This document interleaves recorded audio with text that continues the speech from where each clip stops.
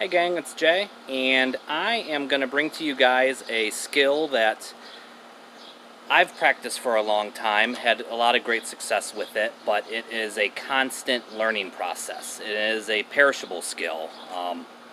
It's one of those skills where if you don't consistently practice it, it's easy to lose your touch on it, and then it takes a little while to get back into the game and remember everything. Once you get doing it again, everything starts coming back, but it is one of those perishable skills, and that is map and compass work. So we're going to discuss using a map and compass, orienteering, navigation, and everything that goes along with it. So I'm going to do this in a two-part video. This first part is just going to essentially be the basics. We're going to go over the parts of a compass. We're going to go over how to use the compass, how to orient a map, how to take a bearing, how to do pace counts, and so on and so forth. So it's going to be I hope, a lot of fun. Bear with me. This is the first time diving into a skill set like this.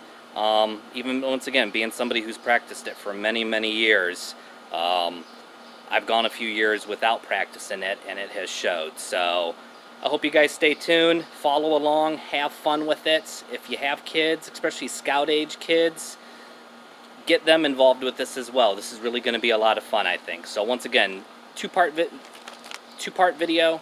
The first one here is just going to be covering the basics. So once again, hope you guys enjoy, and we'll be right back. So one of the important things when you start learning about map and compass work and orienteering is first you need to learn about the compass. What makes the compass work, the pieces parts of a compass. If you just give a scout a compass and tell them to find their way, they don't know what anything is. So I think it's important that you point out all the parts of a compass. So first off, we have the base plates. Base plate is going to be pretty standard on most compasses. It's a see-through or a clear base plate that has all kinds of different numbers on it. Those different numbers are different scales for different types of maps, whether it's 1 in 25 thousandths, 1 in 50 thousandths, or 1 in 24 thousandths. Depends on the map supplier, whether it's the USGS, Bureau of Land Management, National Forest Service, engineering maps, things like that. You also have scales on the side. Here we have inches on one side, millimeters on the other.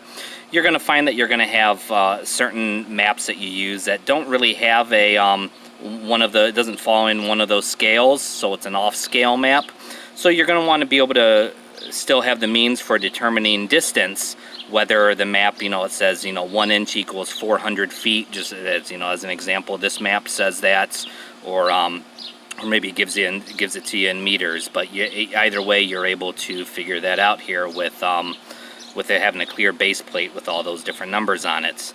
Next thing we move into is your rotating bezel. Your rotating bezel, this is going to contain all of your numbers for your degrees. So when it comes to taking bearings, shooting azimuths, that's going to be very important. Also, that rotating bezel is going to come into play when it comes time to start orienting your map.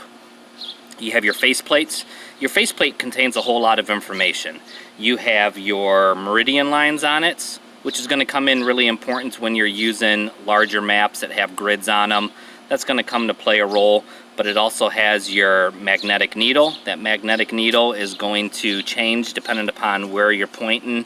That's always going to point to north for us. So regardless of where your compass is situated, that needle is always going to point to north. This particular one has a trillium strip on the north part of the arrow, or the red, so that you can see it at night for nighttime navigation. And then you're going to have your actual north bearing. It's the double red line here, arrow. You also have the glow-in-the-dark strips, once again for night navigation. That's what you're going to use that for orienting a map and taking bearings. You always want to make sure those are lined up, and we're going to get into that here. A lot of people will call that putting the red arrow, putting your magnetic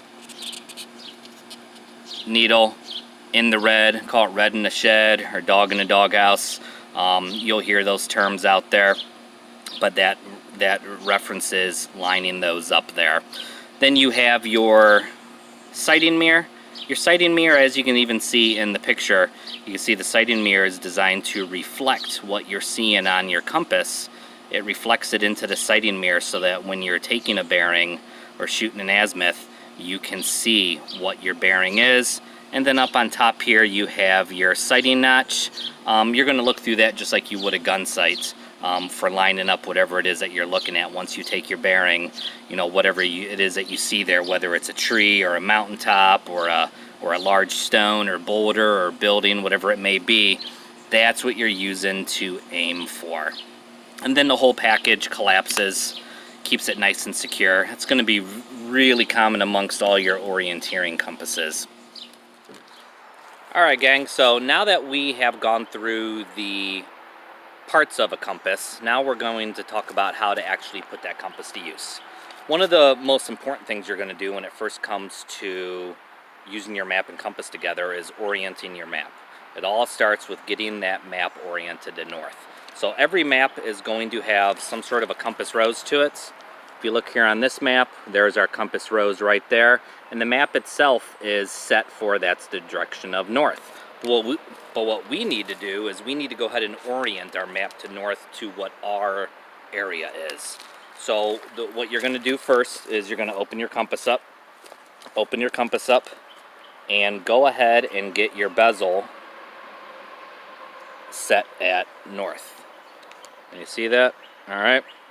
So we have it tuned to 360 degrees. We're going to go ahead and lay that on our map.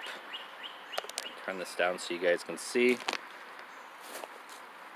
Lay that on your map like so, but you need to go ahead and line that up with your compass rose. Line it up with your compass rose. So our compass rose is pointing that way for north. Just so happens to work out that our compass also lines up with that, but let's say it didn't. Let's say we were facing this direction, okay? Obviously starting off at this direction here, north is pointing this way, where our map north is pointing that way. So we need to turn ourselves until those line up. So as we turn,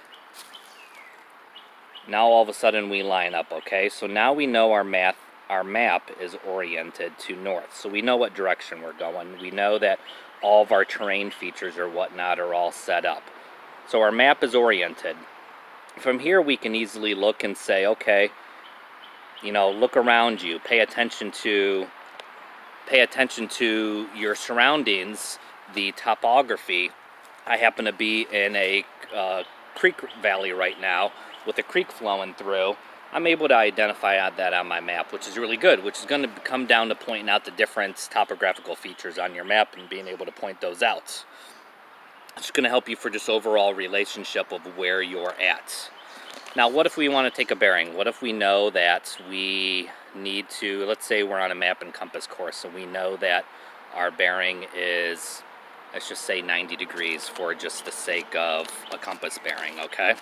So 90 degrees, not 200 degrees, 90 degrees. How do we find 90 degrees? So on our compass, we're going to go ahead and turn our bezel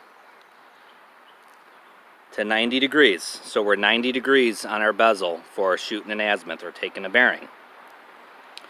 We need to go ahead and orient that compass to north. So what you're going to do,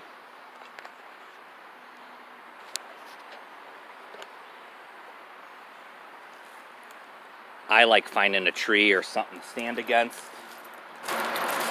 like so. Turn yourself until your compass is now until your compass needle is now on north through our double red line. I think we can see that now. You're going to go ahead and look through there because on the mirror,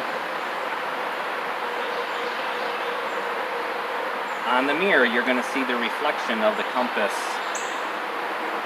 in the mirror. So we're making sure we're holding steady, and we're going to go ahead and take a sight through the notch, like we had talked about earlier, through it being a gun sight. You're going to go ahead and look through there, and you're going to find an object. and you're going to line that up. In this case, I see a tree that's probably, I don't know, 50, 60 yards away from me. I know that I can now go ahead and take that walk to that tree that I pointed out that is at 90 degrees. Once I hit that tree, pull our compass out again, reevaluate, take a new bearing. Once again, we're looking for 90 degrees. Look through that sight, line up to the next objective, whatever it may be. Maybe it's a big rock, maybe it's another tree. And go ahead and take your walk to that next landmark. This way, by shooting a bearing or taking an azimuth, it is enabling you to walk in a straight line for whatever your objective point is. That way you don't wander off pace. Just walking blindly through the woods, you know, if you take a compass bearing 90 degrees, but you don't have an objective in front of you for what you took that off of, you're going to naturally wander off course, whether it's to the right or the left. And even after 50 yards or 100 yards, you may be 5 or 10 yards off of the point where you're supposed to be at. So you're going to constantly be off, where this way, by being able to pinpoint that location through your compass by taking that bearing and identifying an object to walk to, you can constantly stay on that straight line. So you may shoot 10 or 12 bearings all at the same degrees and still get to your desired location. You're just doing it in baby steps so that you ensure you're staying on track, you're staying on point with that. So that works out really well for doing that. So now we've got our compass bearing. We're going to go ahead and walk to that landmark. We'll walk to that tree that was in our gun sight.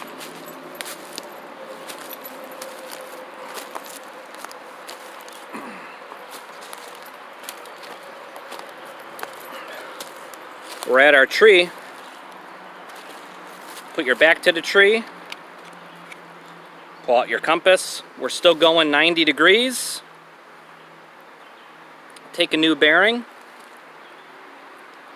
at 90 degrees.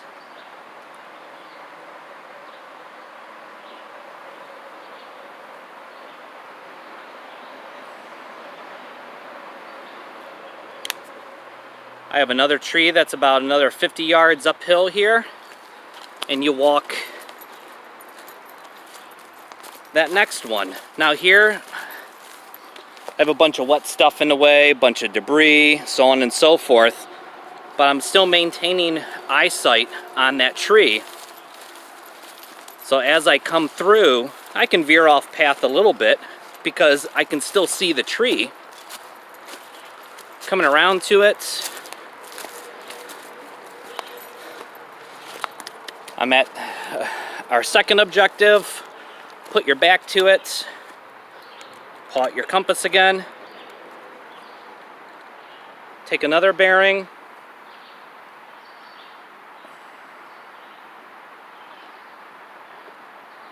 "90 degrees again. I'm still going straight uphill to another tree. I'm gonna work my way through.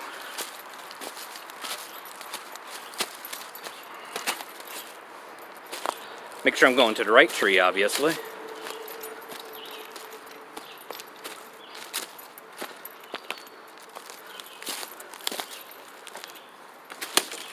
I'm at the next tree. Back to it. Take out your compass again. Take another bearing.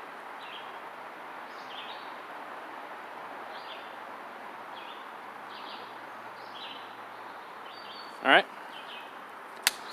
Keep on walking. Got a new landmark picked out. What I've done here from utilizing my map is I knew that in order for me to get back to the main trail, I knew it was 90 degrees. And guess where I'm at? I'm back off on the main trail, and I know from the trail, from the map, that it's just a short walk back to the trailhead or the parking lot. So some easy basic skills to utilize there for map and compass work. Doesn't take a whole lot. I think the important thing is orienting that map so you know, so you have a general relationship to where you're at, and then learning how to take a bearing and how to walk it and break it down into small pieces. So that's part one of my map and compass tutorial. Next one here is going to be identifying landmarks on a map and how to navigate on a map, and how to use pace speeds as well for keeping track of distances. So everyone, keep practicing. It's great to go out to just a local park and practice these simple skills, and we'll move on to the next one. So you guys take care, stay safe, and we'll touch base soon. Thanks for watching.